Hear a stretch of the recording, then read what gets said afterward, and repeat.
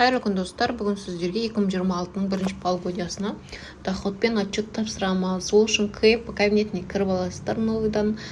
Одан кейін подать документ дегенді басасыздар. Вид декларации таңдаймыз. Менде очередная. Бұл если сіздер бірінші рет тапсырып жатқан отчеттарыңыз болса, первоначальный деген таңдайсыздар. Одан кейін отчеттың бәрі очередная дегенді таңдап аламын.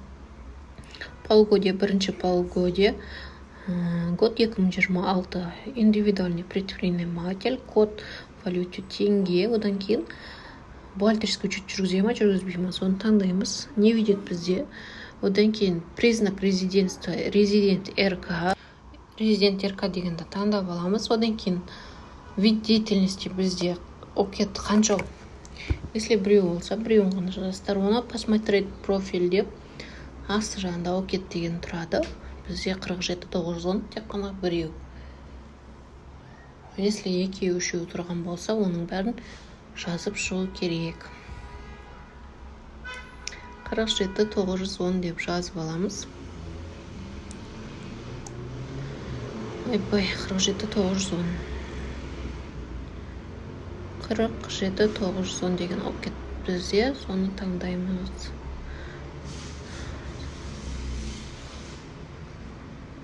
47-910 деген таңдап аламыз. Астында сосын бин деген тұрады. Ол бин ауыл аймақтарда, кімнің ипсы ауыл аймақтарда жұмыс жасап тұр, солар таңдау керек. Ол жердегі акиматтың номерін жазасыздар. Аппарат акимата, соның номерін жазасыздар. Одан кейін бізде представление приложения к налоговой отчетности. Бізде доход бар, приложение таңдаймыз осы жерден. Если сіздерде доход жоқ болса, ештеңке таңдамай, ары қарай далее дегенді басып, нулевка отчетты осылай тапсыра бересіздер. Доходтарыңыз болған соң, приложение таңдаймыз. Таңдап алдық. Сосын далее дегенді басасыздар.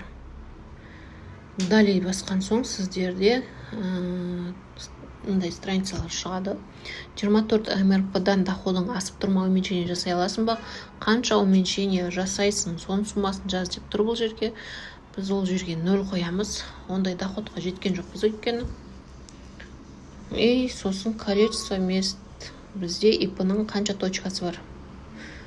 Бір қалада даже 2-3 точкасы бар болса да, соны жазу керек. Екеу болса екеу, үшеу болса үшеу жазасыздар. Если сіздерде біреу ғана болса, біреу жазасыздар.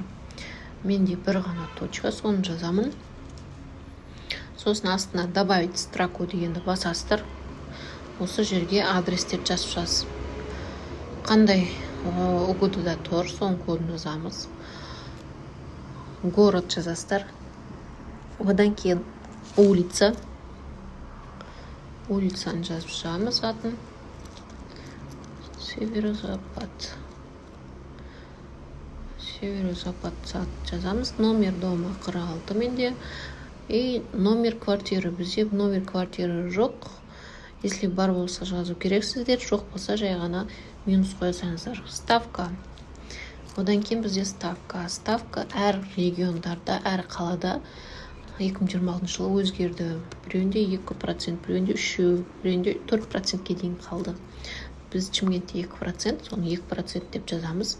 Доход жазамыз осы жерде. Бізде доход 2,42,500 теңге болды.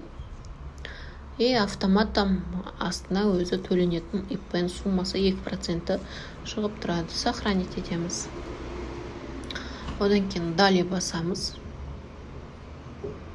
Мына жерде количество мест осуществления біреу, и строка, толтырған строкамыз біреу, екеу бір-біріне сәйкес келу керек. Если екеу десеңіздер, астына да 2 строканы жазу керексіздер. Далее басқаннан кейін сіздерде жаңа толтырған доходтарыңыздың шығып тұрады. И автоматом қанша ИП налог төлейтіндеріңізде шығып тұрады. Одан кейін далее басамыз. Далее басқан соң ИП өзіне салынатын социальное отчисление, медстраховка, пенсионка бәрін өзіне салғандарын жазып шығу керек. Бізде 3 ай ғана максимум доходтан салынған. Максимум доход социальное отчисление 595 теңге, 3 айын жазып шығамыз. Астына өзі автоматом 29.750 теңге жазылатын болады. 29.750 теңге 3 ай. 3 ай. Одан кейін астында пенсионка. Пенсионка бізде ОПВР бізде 23.170 теңгеден 3,5%, ал пенсионка 66.200 теңгеден салынған. Мына жерде 23.170 теңге ОПВР астында тұр ғой. Мына жерді өшіремін қазір. Бұл жерде пенсионка, қанша пенсионка жазыңыздар, соны жазасыздар. ОПВР бізде астында тұраны қызыл болып, сол жерге жазымыз қазір.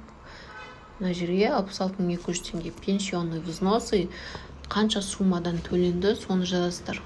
Бізде 662.000 теңге доходтан пенсионка салынған, соны жазамыз. И астына автоматом өзі 66.200 теңге түседі. Ана. Енді одан кейін бар біз ОПВР жазамыз.